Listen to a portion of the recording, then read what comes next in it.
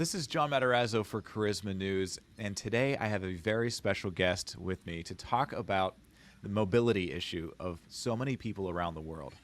I have been a missionary to 15 different countries, and I've seen people in all different walks of life that have had various needs. One of those biggest needs is the need to be able to use their legs and to be able to get around. Well, my guest today has had a stroke of genius, a God-inspired genius, to be able to help people in a way that most people think there's no way that they could be able to afford or be able to help people with these mobility issues. He's the author of this new book called Miracle Wheels, and we're going to be talking with Dr. Don Schoendorfer, and it is a pleasure to have you here today, sir. Oh, thank you, John. It's a beautiful Friday morning. I'd love to be on your show. Oh, thank you, thank you. You're the founder and CEO of the Free Wheelchair Mission, and that I've heard about this for a while, and I've seen a few actually out on the mission field in different times, and it's just amazing to see how you were able to take this idea that God gave you and put it into something that's very practical for so many people, and you can really change their lives. Would you just mind just telling people how God spoke to you about this and what happened in your life that you wanted to put your experience into the kingdom? Well, I started off, in graduate school, deciding to become a biomedical engineer and wanting to do things, for medical purposes, for hospitals, for doctors, and helping people, but from a very technical, and commercial way. Working for companies doing that, was very happy, very successful doing that work.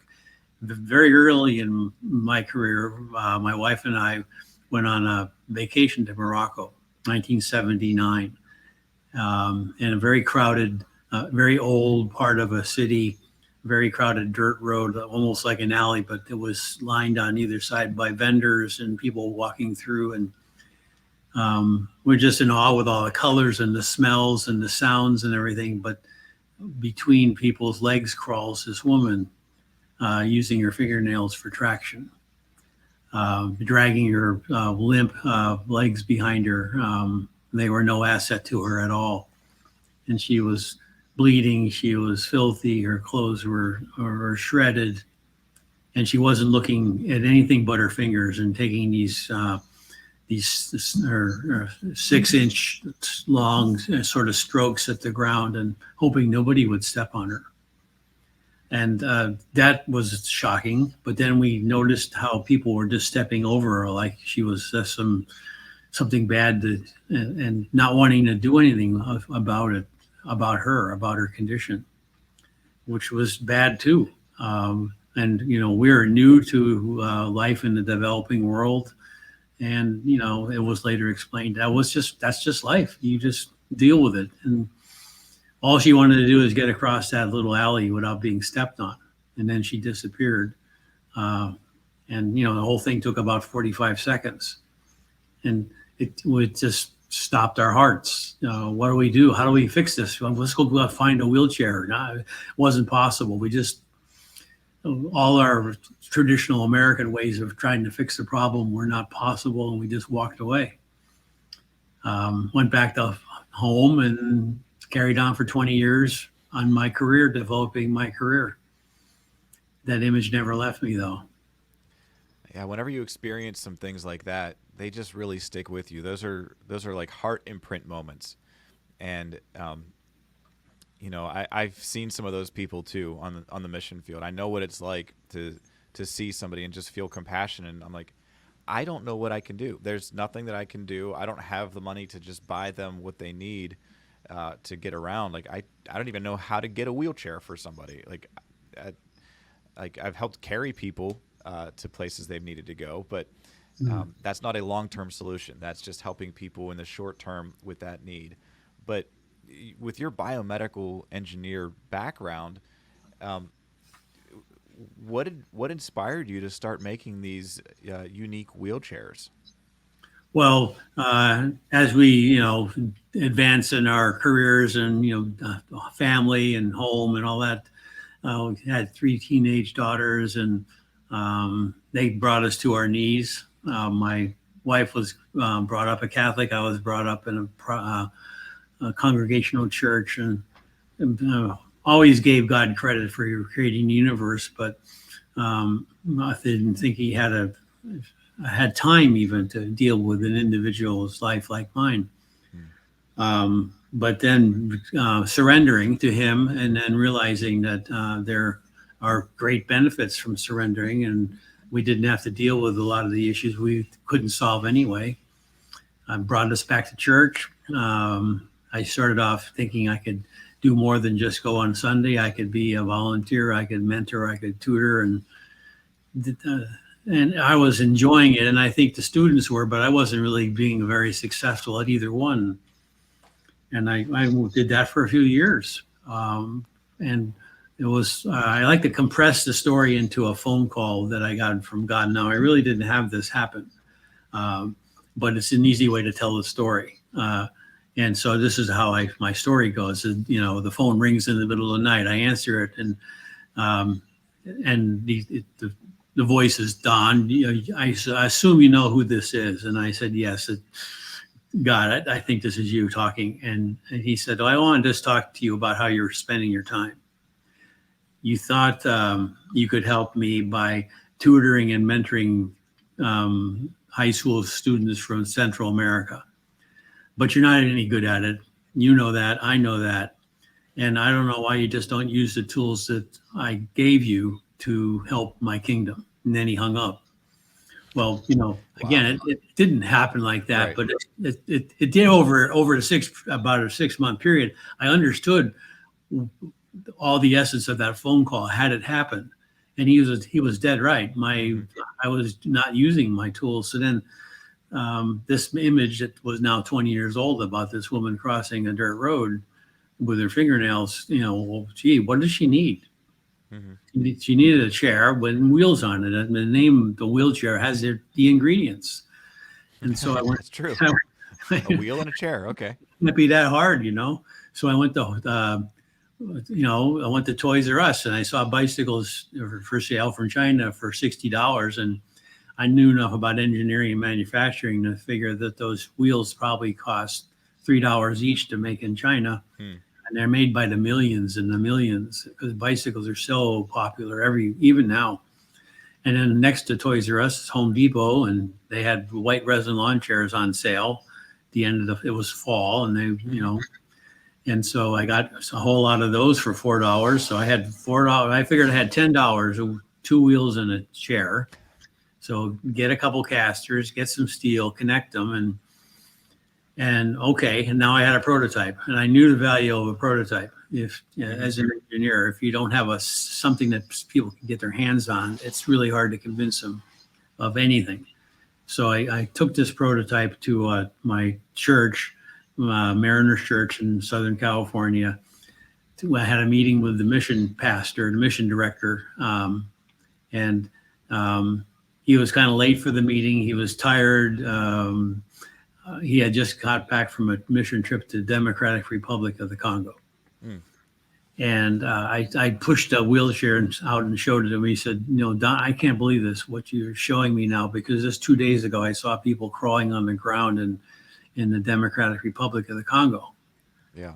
And I see, and this is so simple. It's so basic. It's almost a primitive version of a wheelchair, but and yet it'll serve the purpose. So let's go to the next step. And so he could have completely killed the idea right there, but he didn't. He expanded on it, and so I went and made 100 of them, and wanted to do a clinical trial, because that's what I did for a living, getting things through the FDA. Sure. And then I had a chance not to bring 100 of them to India, but just 4. And I literally saw a family's life, this very first wheelchair. Just incredible story. And here I am trying to get data, and I'm overwhelmed by the compassion of what was happening. Literally changed this family's life. I saw these families' life change from the moment they put their son in a wheelchair. And they could both work now. They did. One of them had to stay home. They were living in a situation where it was a break even for them. They were just making enough money to put a roof over their head. Very poor, and and uh, and so this is all happening in a suburb of India. Mm-hmm.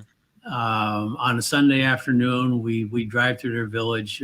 We give them the wheelchair. The crowd gathers around, and under the circumstances, the man who was our guide didn't ask for permission from the elder to enter the village, and the elder came in the middle of this now 30 or 40 people watching what was going on, and he was embarrassed. So.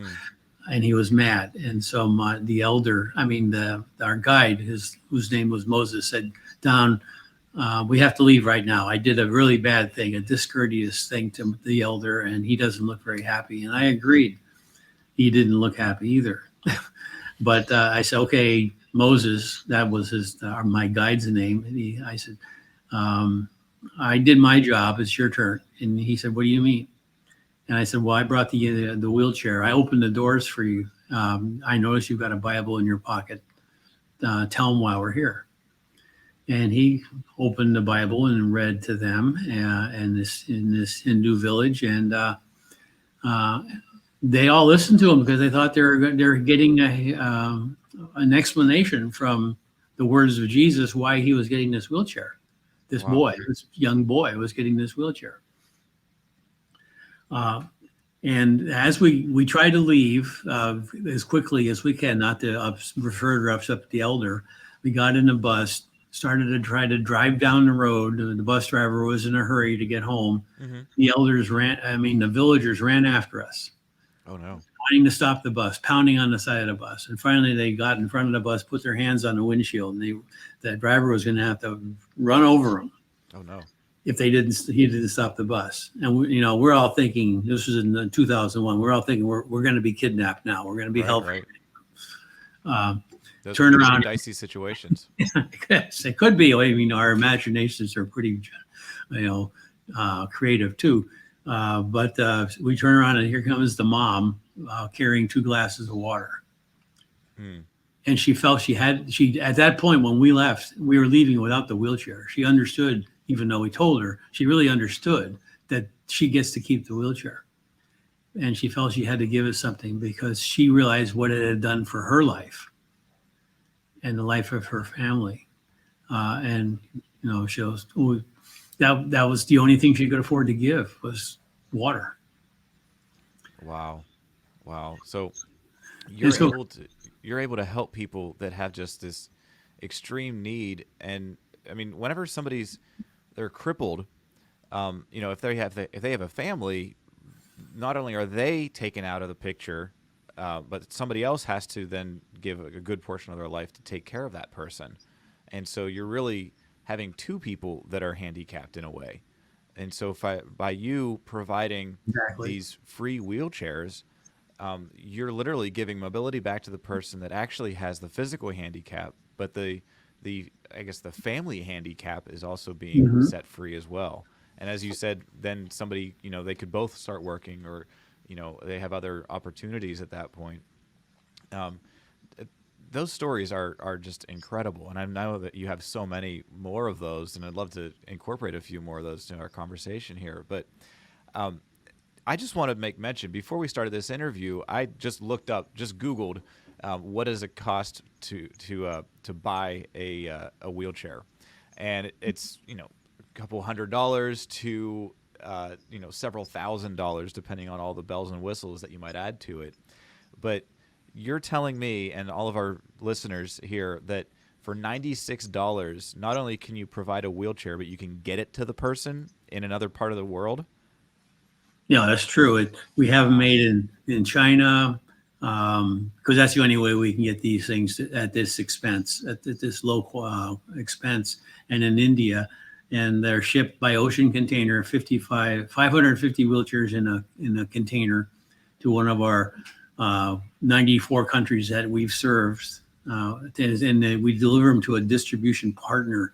and they're the ones that figure out how to give them away in their country. And every country has different rules and customs and Mm-hmm. Mm-hmm. laws, and then we've trained them in person and by virtual training methods. They store the wheelchairs. They unload the container. They store the wheelchairs. They find the people who need the wheelchairs. We have different sizes. They've matched up the size to the wheelchair we offer to the size they need. And we train them how to assemble the chair. And then we train them how to adjust the chair. So when they give away a wheelchair, it's not just dropped off at the door. It's custom fit. And then the family's trained on how to use the chair. And how to maintain the chair. And we do all that for $96. That's incredible. That is such a blessing that you're able to do that. Dr. Don, how many people have been able to how many lives have been able to be changed because of these free wheelchairs? Well, these last 21 years, we've given over 1.3 million wheelchairs. Wow. And then, so the need is still so great, but what you're doing is immense. I mean, that's something that did you have any idea that whenever you started this that we would be, in the year 2022 talking about over a million people's lives being changed because of this? No. I fought the battle of doing this. I wanted to prove a point. I wanted to write a paper about this inexpensive, durable, functional wheelchair. And then I was going to just write a paper and move on with my day job. But I kept on hearing from God, stay with this, do this. I was fighting it to the point when I got back from this trip in India in 2001. And while I was gone, the company I was working for went bankrupt. I didn't have a job. I mean, oh, goodness. I thought that was a coincidence, but when I talked to people who are more spiritually astute than I am, they said, this is how God is working. My wife said, I'm going to go back to work. I've been a stay-at-home mom for 15 years. You've put the food on the table. Now it's my turn to go back to work, she said, and you can do this. You can dedicate your time to this. So I'm hearing it from God. I'm hearing it from my wife. But wait a minute, I got this education. I got a PhD in mechanical engineering. I've got 25 years of, committed career on leading things, complicated things in biology and medicine. And I'm going to start a nonprofit, which I know nothing about. And both my wife, Lori, and the Lord convinced me that's what was to do. So once I realized that, I said, okay, I'm going to surrender again, Lord. I'm going to work. I'm going to take orders from you. And so to me, it's not a surprise that I know what his capacity is. And the way I like to look at it is one wheelchair at a time, just changing one life.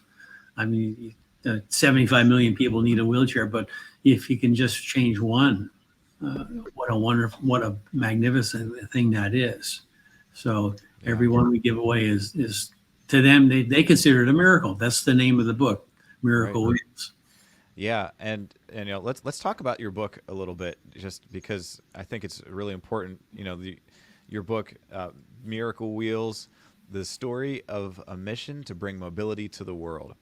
If you go to miraclewheels.org, you can get your copy of this, and 100% of the proceeds support the work of the Free Wheelchair Mission. So that's like, if it takes $96, I recommend getting 5 books. That way you're covering the cost of a wheelchair, and you can then also read the book, but give 4 away to friends and family to help pass on the vision and the heart for this. Dr. Don, what are some stories that you share in this book that people can look forward to reading more in detail? Well, there's one good one. We call it 52. We didn't get the name of the person, but we do remember he said he was 52 years old, and we were just finishing a distribution in India, and going back to and packing up everything into trucks and ready to leave, go on to another distribution. And there's this man in one of our early design wheelchairs. We call it the Gen 1 with the white resin lawn chair. And he's doing three things over and over again. He's throwing his hands up into the sky, looking up and just praising the heavens. He's wiping his tears from his face because he's crying profusely, and he's holding his chest with his heart. Heart is his chest, because he was afraid his heart was. I think he felt his heart was going to burst. He was just so excited about this wheelchair, and he was doing this over and over and over again, over and over and over again. And so, sir, what is happening? What's going on? What are you thinking about? And he said, I'm 52 years old. About 10 years ago, I was at a train station. They came and robbed me, and they threw me in front of a train, and the train took off my legs. But this is the first day in my whole life that anybody has ever done anything kind to me. Oh my goodness. Wow. All right. Wow. That makes an impact in your life, hearing a story like that, and that God used you to show the love of Christ to somebody. Wow.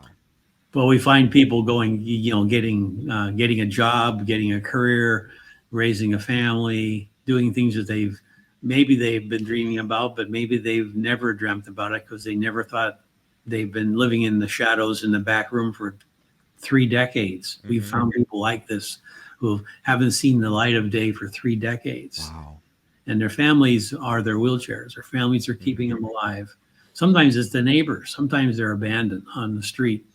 And a neighbor or somebody will pick them up and help them live, continue their life. And sometimes they can crawl. It's sad to see. Sometimes if they're not too heavy, they can be carried wherever they need to go. And sometimes if they're too heavy and maybe too frail, they live in the back room until they die. And the family doesn't necessarily even know anything about medicine or disability or any of those things. They just know we got to do our best to keep whoever it is alive as long as we can. Wow. So what inspired you to write this book now? I mean, you've been doing this for 21 years. What's the message of this book that's important for today? Well, we try to tell the story as accurately and as sincerely as we can. There's 5 or 6 really good stories about what it's like to live in the developing world without a wheelchair. This is not the developed world. It's a distinction. It's not United States or Northern Europe or Australia, but it's the developing countries where, people, there's not even sometimes enough food to go around. Mm-hmm. And there's no way anybody is going to even imagine a wheelchair. They won't even have them for sale. They're not available. And any money you would have may not even be commerce. It may just be the food you're growing in your back, to keep alive. There's no way anybody could afford a wheelchair. And then the book we try to describe that change. It happens in just a matter of seconds. You walk in, they see your feet. You get the chair, so you think it's pretty well adjusted for their body's shape and size, and then you pick them up and you put them in the chair, and then you have to make some final adjustments. Well, when you try to move away, they're holding you. For one, you had to hold them, and they hold you so you can put them in the chair, but they're not wanting to let go because they're crying, and they don't want, especially if it's a man, they don't want anybody to see how this gift has affected them. And you look around in the family, everyone's crying, but they're all happy crying. And then you pull back from, and this person doesn't even look the same. They have this different, human eye-to-eye contact, whereas before they're looking up at you when you walk in, and suddenly you're on their level. Wow. He's on your level. She's on your level, and it's almost like it's a different person. Mm-hmm. And they're starting to dream. All of a sudden, their minds are racing. What am I going to do? What can I do now? What would it be like? Hmm. And then you say, would you like to go see the sunset? What? Hmm. We could, I could go see a sunset? Or I could go see my grandson play soccer. I hear he's really good. Hmm. How about the fresh air? Would you like to get outside and get some fresh air? And Wow. well, yeah, it's all these things you give up when you can't move. Hmm. Hmm. Wow. These stories that you're sharing and the examples that you're sharing are they're very touching. And because people that aren't mobile are often not seen, they're often forgotten about. And God is God is the God of the forgotten. He is the one that's going to go after the he's going to leave the 99 to go after the one, and he's going to pursue them, and he's going to bring them, whether they've run away themselves or they've just fallen down and they've broken a bone or something like that. He's the good shepherd. He's going to go after them, and God is using Dr. Don Schoendorfer to provide mobility for people to see the hands and feet of Jesus, the love of Jesus.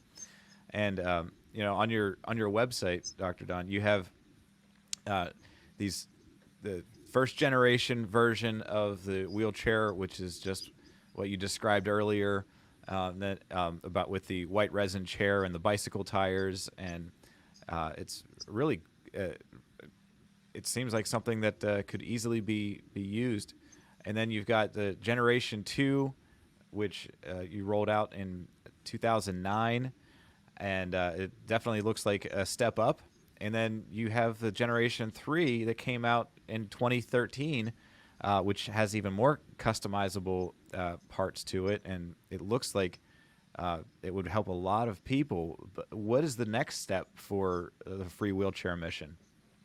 Well, we're working, of course, on we're not going to call it Generation Four, but there's things we've learned, um, and we've learned by working with people in developing countries who manufacture these chairs for Mm. us, in China and India, um, and we've learned how to take this the skills they have rather than to come to them with a brand new design that we are, in our brilliance would have thought up in our uh, this we designed a wheelchair about what they can make, Hmm.